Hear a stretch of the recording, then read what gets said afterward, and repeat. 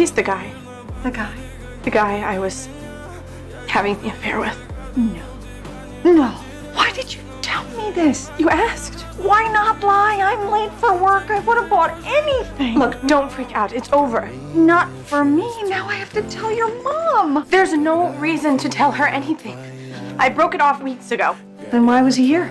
He wants me to take him back. Threatened to tell his wife. He doesn't care. He says he loves me. Oh, honey, you're smart enough to know that that's a lie, right? The story actually began a month earlier. That evening, Julie was taking out the trash when a mysterious person suddenly came up behind her and attacked her. Fortunately, Julie was rushed to the hospital in time and was soon out of danger. However, just to be safe, the doctor decided to give Julie an X-ray. The moment Lynette heard this, she immediately became suspicious. She rushed over and tried to stop the doctor, but since Julie's safety was at stake, Susan immediately refused to let her interfere. With no other choice, Lynette finally revealed that Julie was pregnant. Julie's pregnant. What? She might be. She's not sure. What are you talking about? She told me.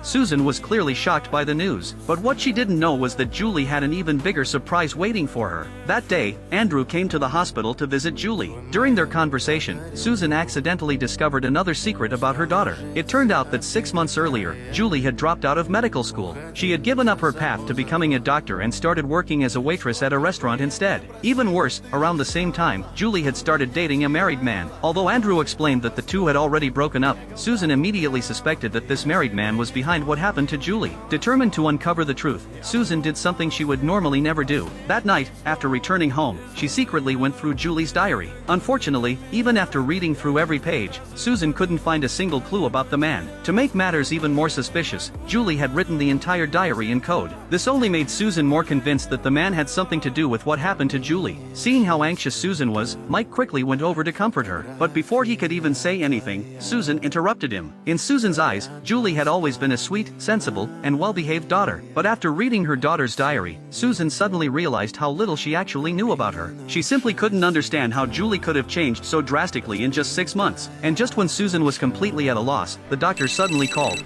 I mean, what is going on with her? Hello. Really? You can ask her yourself. She's awake.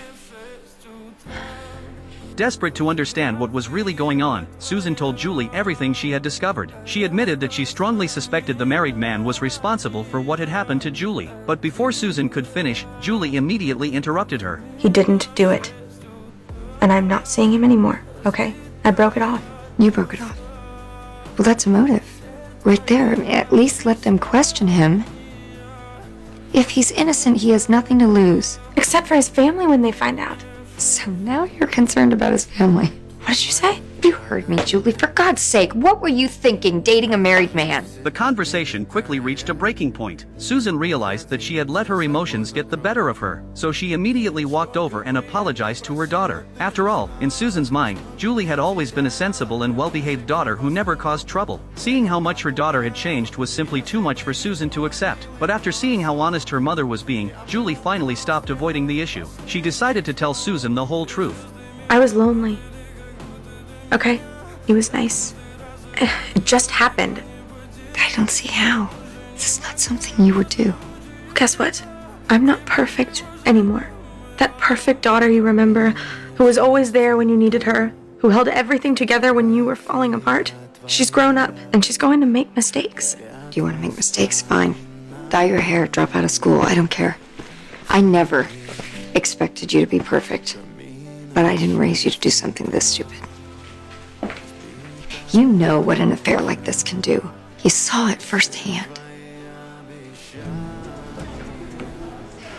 After Julie was discharged from the hospital, Nick immediately went to see her. But by pure coincidence, Lynette knocked on the door at that exact moment. That's how Lynette discovered Julie's secret. The moment she learned who Nick really was, Lynette immediately wanted to tell Susan. After all, Susan was already furious with Lynette for hiding Julie's pregnancy from her. Desperate to stop Lynette from telling Susan, Julie finally confessed everything. And that's how we got the scene at the beginning of the video. He wants me to take him back. Threatened to tell his wife. He doesn't care. He says he loves me. Oh, honey, you're smart enough to know that that's a lie, right? I keep trying to get over him, but then he comes over here and he says all this stuff, and I just get so confused.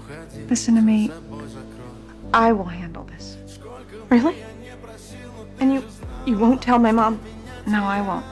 Determined to help Julie put an end to the whole mess, Lynette went to see Nick early the next morning. She thought confronting him would finally make him back off. Instead, it only made Nick even angrier. Nick firmly believed that he and Julie were genuinely in love. He also insisted that Julie had been the one who pursued him first, but Lynette didn't care about any of that. All she wanted was for Nick to immediately stop bothering Julie. After giving Nick a stern warning, Lynette turned around and walked away. But Nick suddenly reached out and grabbed her. If I find out you told anyone about us, you're the one who's going to be sorry.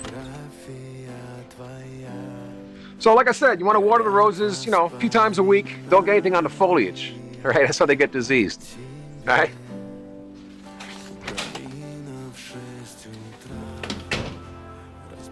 You okay? I think I might know who strangled Julie.